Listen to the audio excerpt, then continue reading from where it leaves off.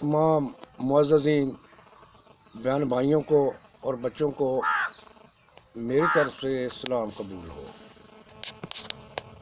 कबूल हो, क्योंकि खुदावंद यीशु मसीह ने आपके लिए बड़ी भारी कीमत अदा की है और उसने अपने पाक खून से आप सब लोगों को ख़रीदा है और हम उसकी मलकियत हैं।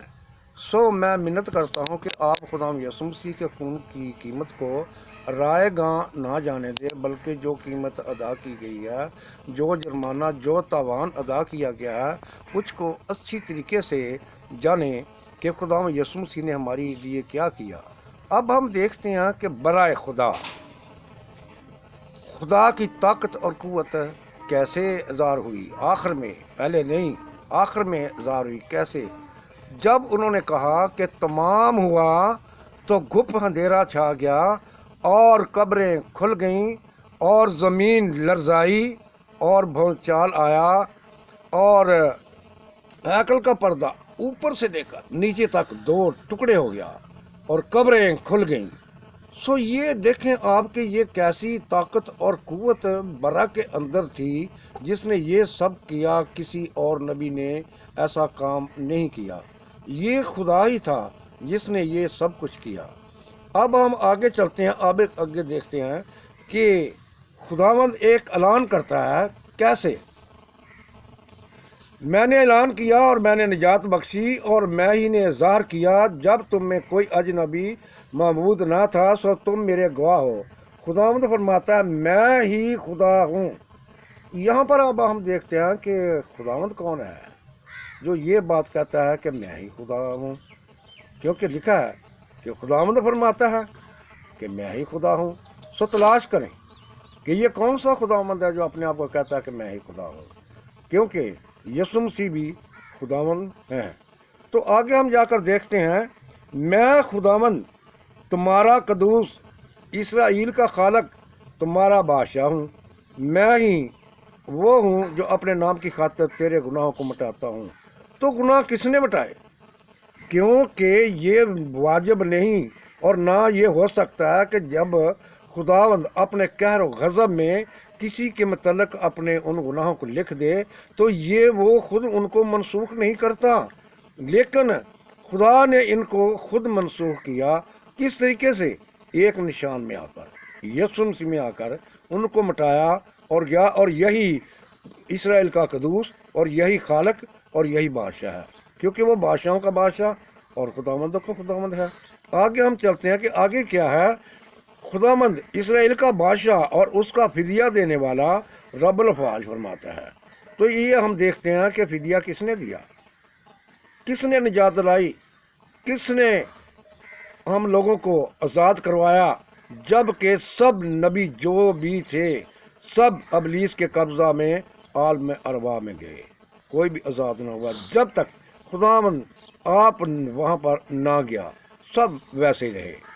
तो आगे भी फरमाते हैं कि रब्बुल अफ़वाज यूँ फरमाता है कि मैं ही अव्वल और मैं ही आखिर हूँ और मेरे सिवा कोई खुदा नहीं। तो यीशु मसीह फरमाते हैं कि खौफ ना कर, मैं अव्वल और आखिर हूँ, मैं मर गया था और ज़िंदा हूँ और अब्दल बाद ज़िंदा रहूँगा। ये यीशु मसीह के अपने मुंह के अल्फाज हैं और वो खुदावंद के हैं।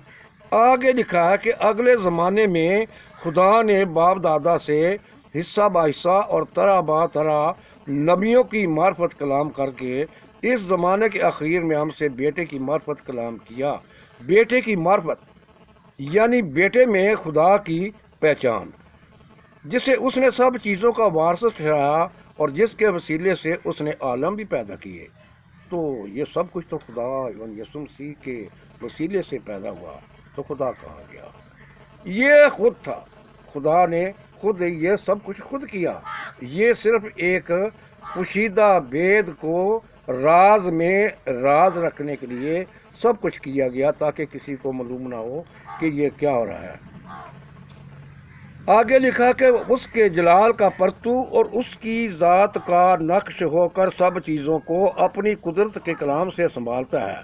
कलाम से संभालता है, इतना पढ़ेंगे। उसके जलाल का परतू और उसकी ज़ात का नक्श होकर सब चीज़ों को अपनी कुदरत के कलाम से संभालता है। वो गुनाहों को धोकर आलम बाला पर کبریا کی دائنی طرف جا بیٹھا۔ اب ہم دیکھتے ہیں کہ گناہ کس نے دھوئے، کس نے معاف کیا، کس نے گناہ گاروں کو نجات دلائی، وہ کون سی ہستی ہے؟ جب کہ لکھا کہ خدا کا سلب، تو سلب کا روحانیت میں مطلب ہے کہ خاندانی بزرگی۔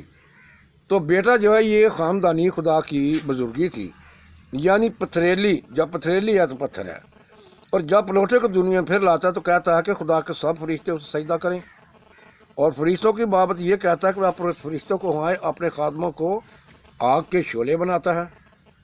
مگر بیٹے کی بابت کہتا ہے کہ آئے خدا تیرا تخت ابدالآباد قائم رہے گا اور تیری بادشاہ کا آسا راستی کا آسا ہے۔ اب خود انصاف کریں، فلاسفر ہوں یا کوئی بھی ہو، ان آیات کو زیر غور لائیں اور یہ فیصلہ کریں کہ بیٹے کی بابت کون کہہ رہا ہے کہ آئے خدا تیرا تخت تا ابدالآباد قائم رہے۔ تو یہ خدا ہی ہے، خدا ہی ہے جو یہ بات کہہ رہا ہے۔ سو ہمیں ان چیزوں پر بڑے روحانیت میں جا کر، معرفت میں جا کر غور کرنے کی ضرورت ہے، خالی آیات پڑھ کر اور اس کو نظر انداز کر کے کہ یہ میں نے پہلے پڑھی ہوئی ہے، ایسی بات نہیں۔ جو بھی کلام کی آیت